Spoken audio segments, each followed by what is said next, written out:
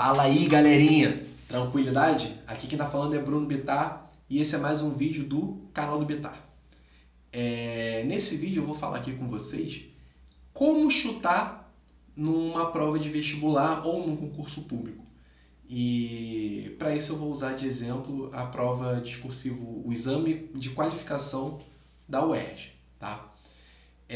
Mas por que eu estou falando sobre esse assunto? Semana passada ou retrasada, eu estava dando uma aula para os meus alunos e surgiu esse assunto. Que eles fizeram um simulado, aí quando eu estava corrigindo as questões de simulado com eles, um dos alunos falou assim, eu chutei essa questão e acertei e tudo mais. Só que, aí eu perguntei para ele, mas como é que você chutou essa questão? Você pensou em alguma técnica, alguma tática para chutar aquela alternativa ou simplesmente você chutou? Aí vieram aquelas respostas tipo, eu chutei D de Deus, ou C de certo, enfim. E eu expliquei para eles que existe toda uma técnica para você chutar numa prova de vestibular e que ajuda você a conseguir um resultado melhor do que se você simplesmente chutar aleatoriamente. Então é sobre isso que eu vou falar hoje, tá? Então, bora lá pro vídeo.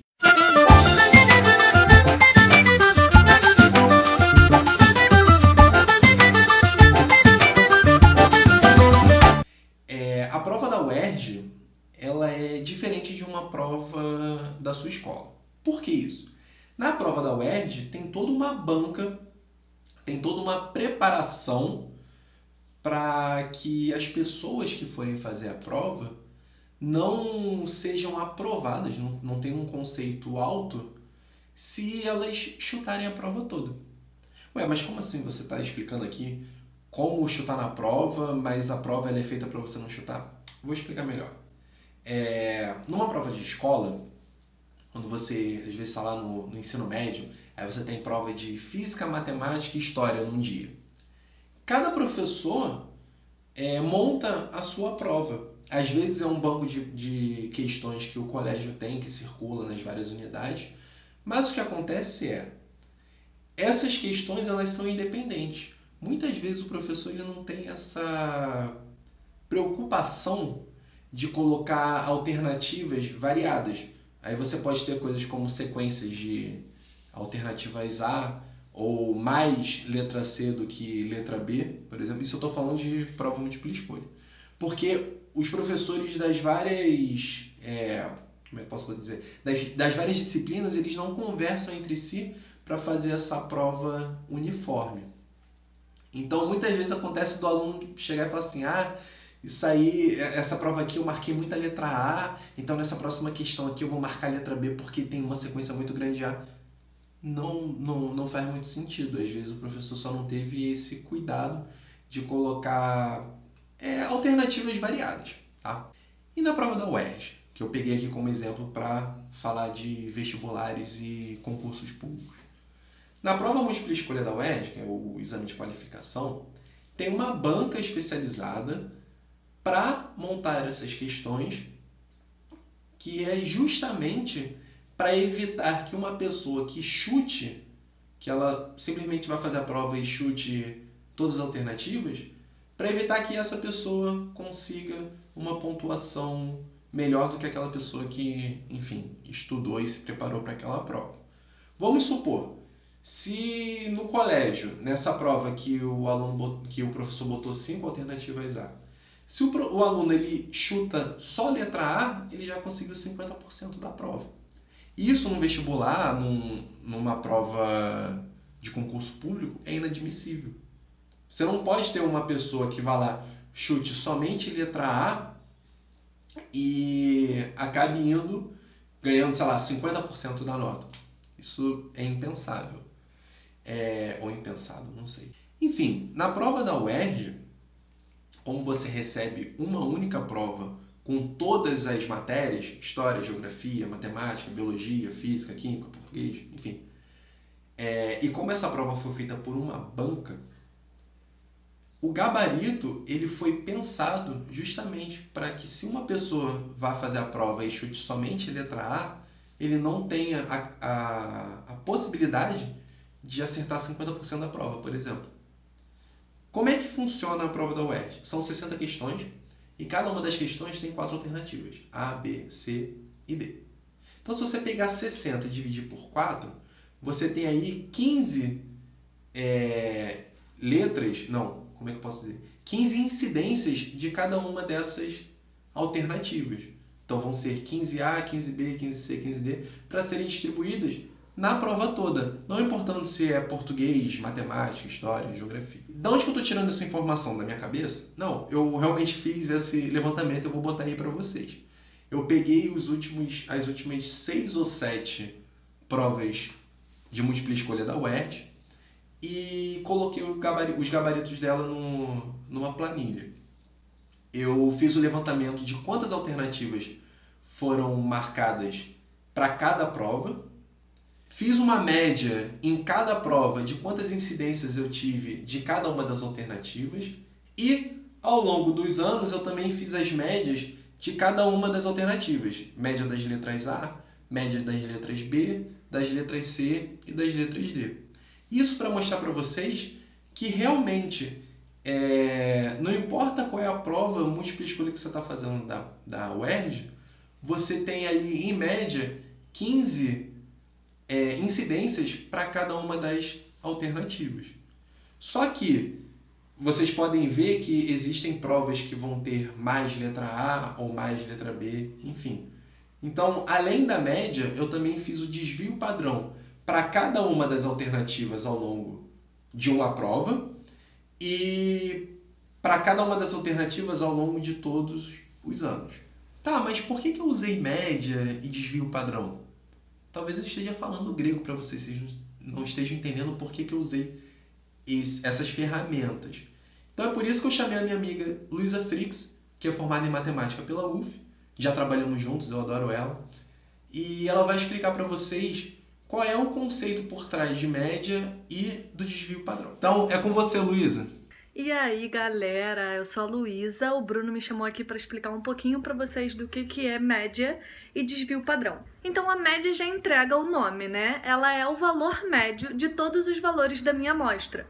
Então, por exemplo, se eu pego uma amostra com os valores 2, 3 e 7, o que eu faço para calcular a minha média? Eu somo todos os valores, então 2 mais 3 mais 7, 12, e eu divido pelo número de valores que eu tenho na minha amostra. Eu tenho 3 valores na minha amostra, 2, 3 e 7, então eu faço 12 divididos por 3, que dá 4. Então a minha média é 4, ou seja, o valor médio dessa minha amostra seria 4. E o desvio padrão? O desvio padrão é o quanto os valores da minha amostra desviam da minha média. O nome também já entrega um pouquinho, né? Por exemplo, quando você compra uma garrafa de refrigerante de 2 litros no mercado, por exemplo, muito provavelmente, se você medir aquele líquido, ele não vai dar 2 litros exato. Ele vai dar um pouquinho mais ou um pouquinho menos. O que é esse pouquinho mais em relação ao 2 litros? O 2 litros seria a média nessa situação e esse pouquinho mais ou pouquinho menos é o desvio padrão. As empresas, elas são permitidas a colocar esse pouquinho mais ou pouquinho menos, porque é muito difícil você botar exatamente 2 litros dentro de uma garrafa. Então, elas são permitidas, dentro de um desvio padrão, elas são permitidas colocar um pouco a mais ou um pouco a menos. E é para isso, mais ou menos, que a gente usa o desvio padrão no dia a dia. Mas como que a gente calcularia esse desvio padrão? Bom, para a gente falar de desvio padrão, primeiro a gente precisa falar da variância. O que é a variância? Como é que eu calculo a variância de uma amostra? É o seguinte, eu pego cada valor da minha amostra e eu subtraio da média. Só que existem valores na minha amostra que vão ser menores do que a minha média. Então, quando eu fizer essa subtração, eu vou ter um número negativo. Isso não é legal, eu não gosto na estatística desses números negativos. Então, o que a gente faz? A gente eleva esse valor dessa subtração ao quadrado. O resultado da subtração a gente eleva ao quadrado. Em seguida, a gente soma todos esses valores que a gente calculou, essa subtração ao quadrado, e divide pelo número de valores que eu tenho na minha amostra. Por exemplo, vamos voltar para a nossa amostrazinha lá do início. Eu vou ter 2 menos 4 menos 2, né? O 2 é o valor e o 4 vai ser a média. 3 menos 4 menos 1.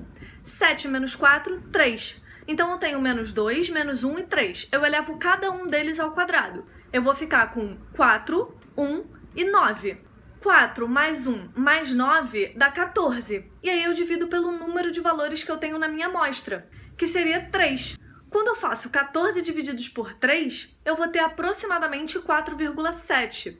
Então, 4,7 é a variância dos valores nessa minha amostra. Meu Deus, mas o que a variância tem a ver com desvio padrão?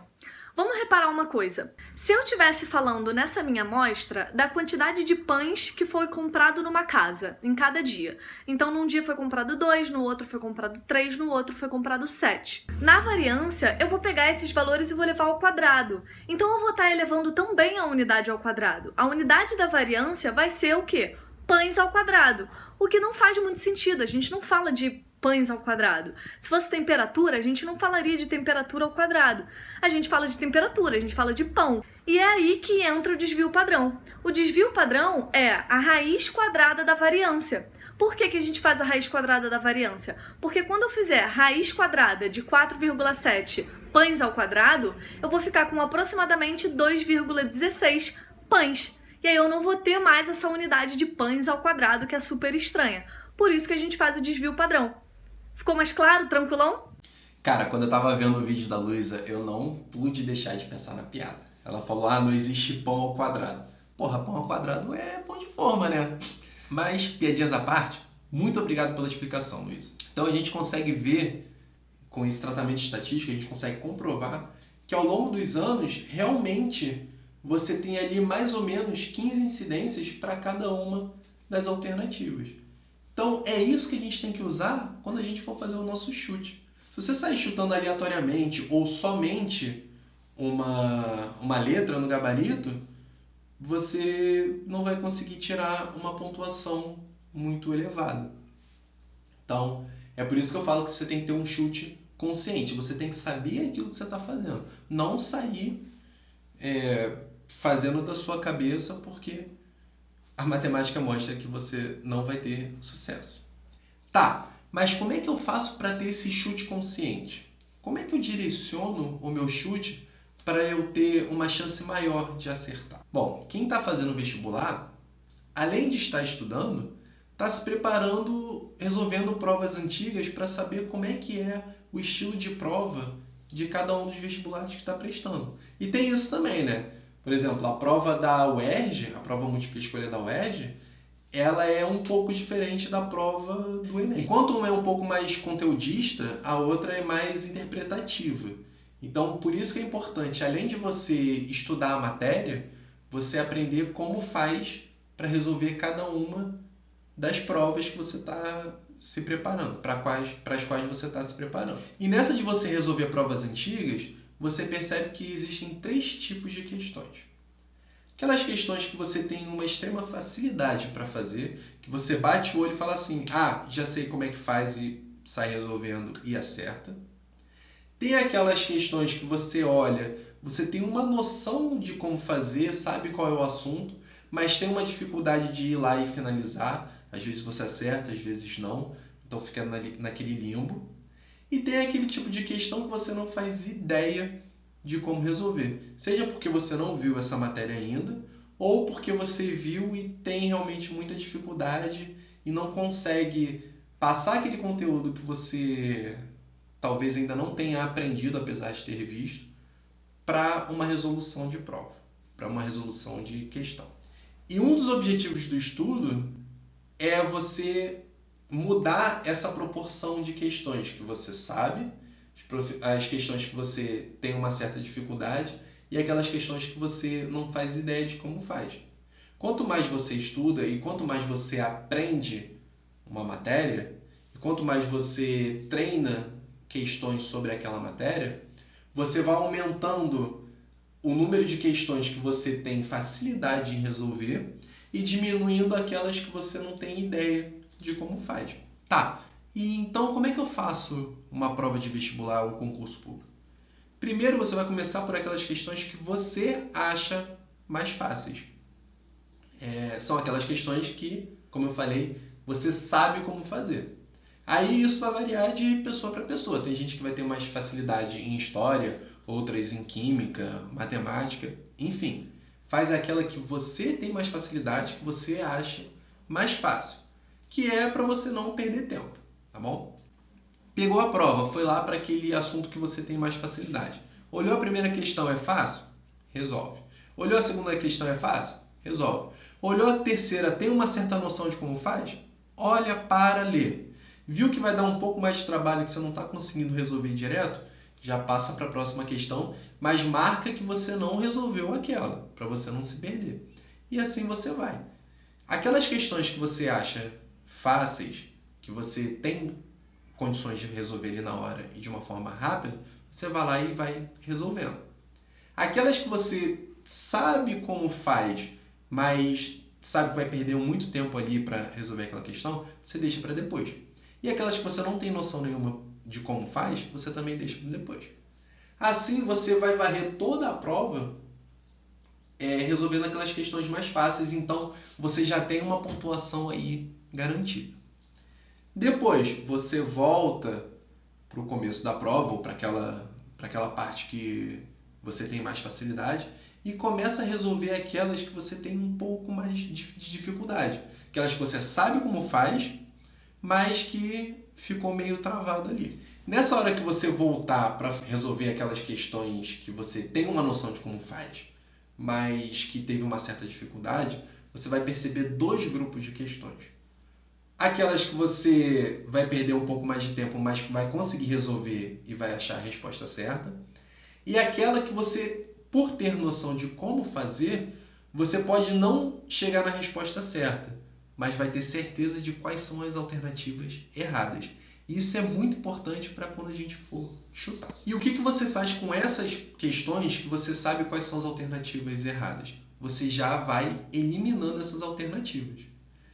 Ao final da prova, você vai ter questões resolvidas, questões que você sabe quais são as alternativas erradas e outras questões que você realmente não tem ideia de como faz.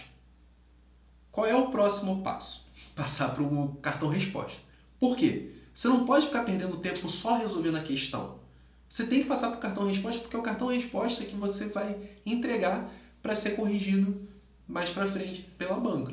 Agora que você vai passar as questões da prova para o cartão resposta, você pega lá uma folha de papel, seja lá o cartão de confirmação ou a contracapa da prova, e faz uma listinha das alternativas que você vai marcar.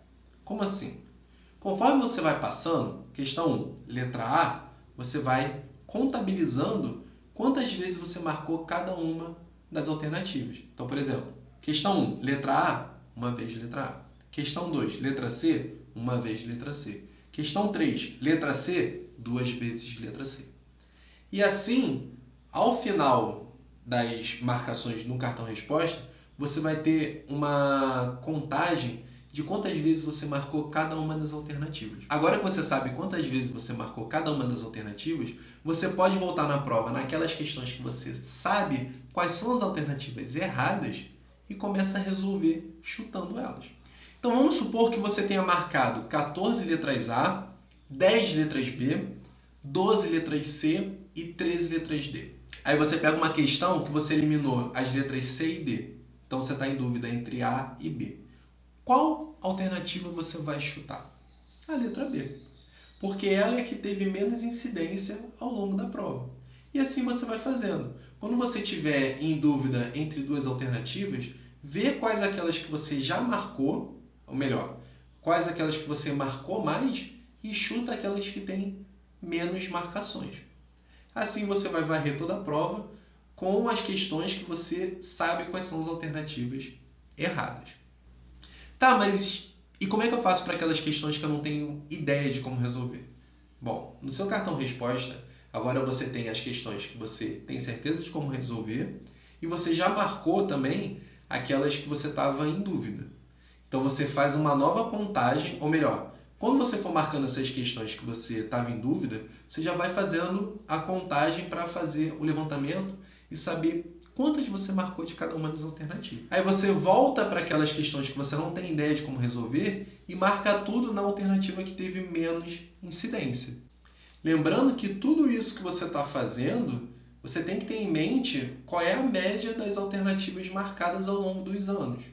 Só que é como eu falei, numa prova de vestibular, no concurso público, a média vai ser sempre a quantidade total de questões dividida pela quantidade de alternativas. E é aquilo, Esse tipo de chute só funciona se você tiver estudado e souber fazer aquelas questões mais fáceis. Não adianta você vir para uma prova de vestibular e sair chutando aleatoriamente, fazendo Unidunité, enfim, que não vai dar certo. Eu espero de coração que eu tenha contribuído com vocês com esse vídeo.